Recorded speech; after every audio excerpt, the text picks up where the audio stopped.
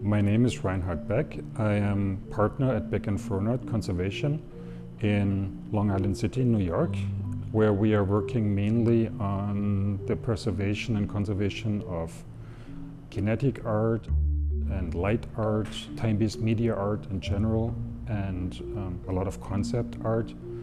We're here today to talk about the conservation and preservation of light artworks by artist Tom Lloyd.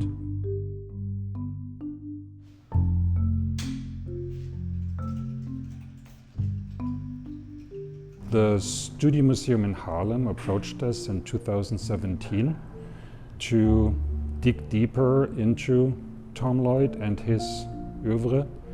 Curator at the Studio Museum in Harlem, Connie H, took me onto amazing trips all around the country to research and look at pieces by Tom Lloyd.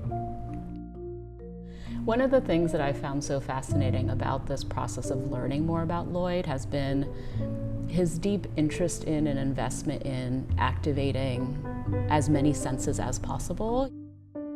As Tom Lloyd was participating in our studio program in 1968, he had expressed a desire to install his exhibition, which was called Electronic Refractions 2, as kind of a full-on environment, activating the senses in terms of you see flashing lights, you feel the heat, right, coming off of the light bulbs, right, that palpable Very much sense of like the tactility of the heat.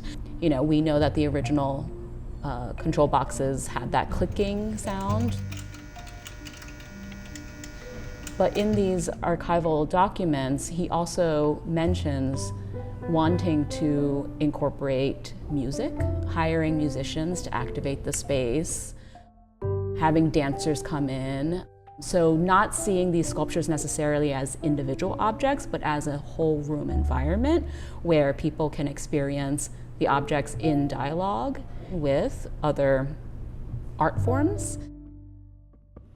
Tom Lloyd worked on these light sculptures together with Alan Sussman, who had a PhD in chemistry and worked on the development of early flat screens.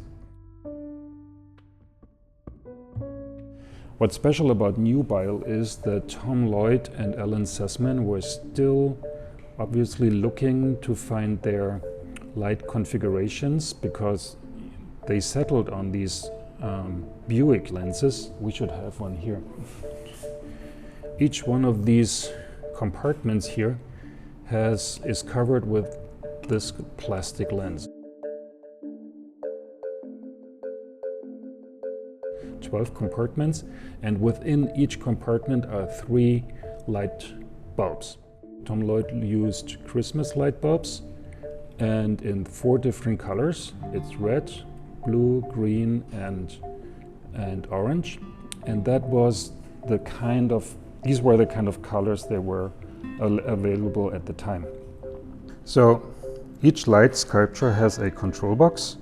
It's always the same principle. It is a motor, and then this cylinder with the artist applied tape, and then a good amount of relays. In this case it's only 6 relays, and a transformer. This is the basic principle of it. We have to remember that the work is 60 years old, so tape degrades, it becomes loose, and it wears down.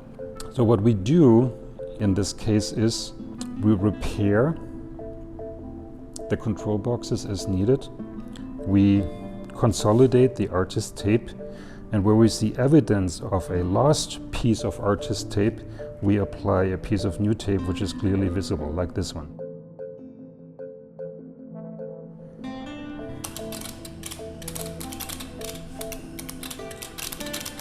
So the motor runs the copper cylinder.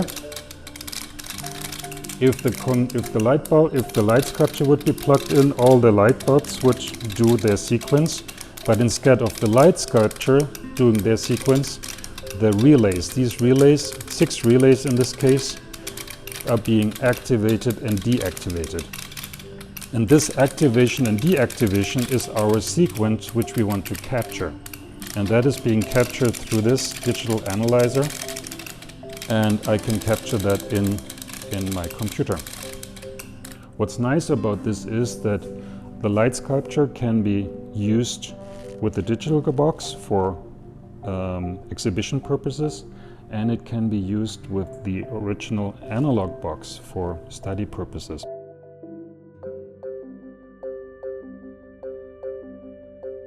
We could see the sculptures as standalone pieces which are being activated, which do a performance controlled by this control box. But the control box is a mechanism, and it's not necessarily, it's not the art, it's a mechanism to perform the art.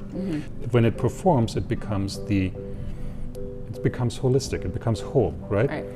And that feeds into this. I can totally understand that he wanted to add to this with movement, with human movement.